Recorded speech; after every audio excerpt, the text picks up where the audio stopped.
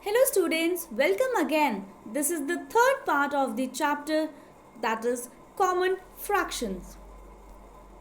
In this very video, students, I will be explaining you the different types of fractions.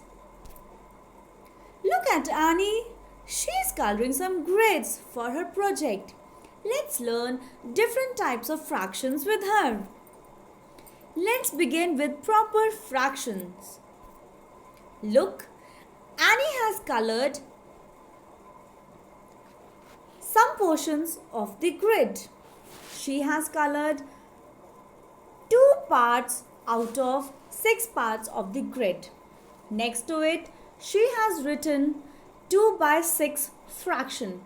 Here, the fraction obtained, that is 2 by 6. If you see students here, then 2, that is the numerator, is smaller than the denominator. So students, if in a fraction the numerator is smaller, or you can say the numerator is less than the denominator, it is called as the proper fraction. Let's understand improper fractions. Annie has colored 2 more grids. In the first one, she has colored all the parts of the grid. She has colored the entire grid and the fraction obtained is 4 upon 4. We can write it as 4 by 4. But in the second grid, she has colored 1 part out of the 4 parts of the grid. To find the total colored parts, we will again add the fractions. So here again, as you can see students, the denominator is the same. So what we are going to do is, we are going to add the numerators, that is 4 and 1. So 4 plus 1 is 5. So hence we can say that the improper fraction obtained is 5 upon 4.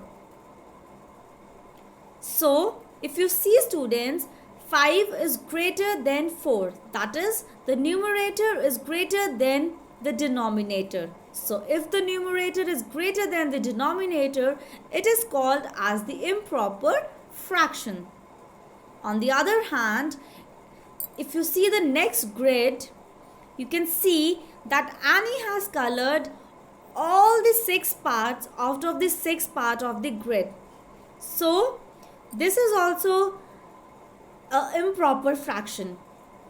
In simple words, an improper fraction is a fraction having a numerator that is equal to or greater than the denominator. The next one is the mixed fraction. Look student, here in simple words, if I have to explain you a mixed fraction, then mixed fraction is the sum of a natural number and a proper fraction. If you see over here, the first grid is having 1 part only and it is completely colored.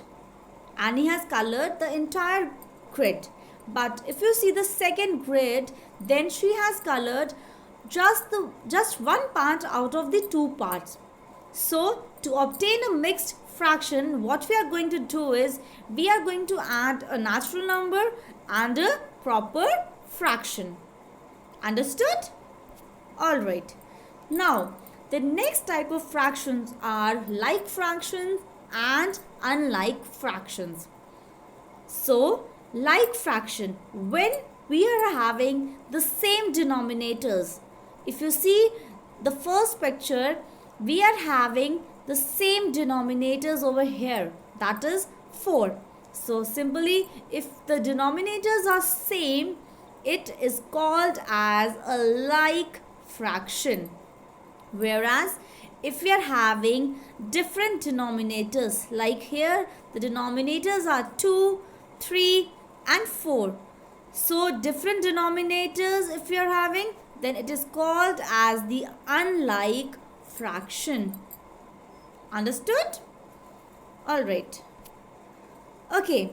Now the next subtopic which I am going to explain you over here is that fraction in the lowest term. So fraction is in its lowest term or simplest form when its numerator and the denominator have no common factor other than 1. Let's take a very simple example. 4 upon 7. So 4 upon 7 is in its lowest term, or we can say 4 upon 7 is in its simplest form. Why? Because it is having no common factor other than 1. So if we have to find whether a given fraction is in its lowest term or not, so what we are going to do first is we are going to find the factors of the both numerator and denominator. So factors of 4 are 1, 2 and 4, whereas factors of 7 are 1 and 7. So here if you see, students, we are having only one common factor, that is 1. So as stated earlier, if a fraction is having only one common factor, then it is in its lowest term. Whereas one more example I have taken, that is 8 upon 12. So 8 upon 12, it is not in its lowest term. Alright, it is not in its simplest form. Why? Let's see.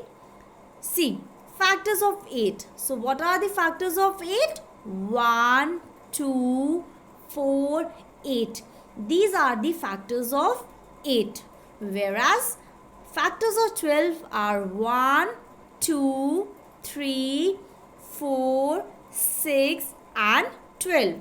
So if we see the common factors of 8 and 12, so these are 1, 2 and 4.